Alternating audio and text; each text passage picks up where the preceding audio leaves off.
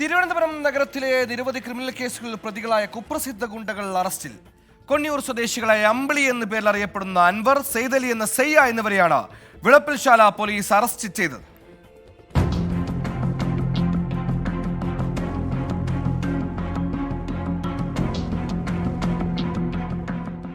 കൊണ്ണിയൂർ പാലത്തിൽ നിന്നും യുവാവിനെ പുഴയിൽ തള്ളിയിട്ടതുമായി ബന്ധപ്പെട്ട പരാതിയിലാണ് പോലീസ് ഇവരെ അറസ്റ്റ് ചെയ്തത്. ഏറെ നാളുകളായി പോലീസിനെ കബളിപ്പിച്ച് ഒളിവിലായിരുന്നു പ്രതികൾ.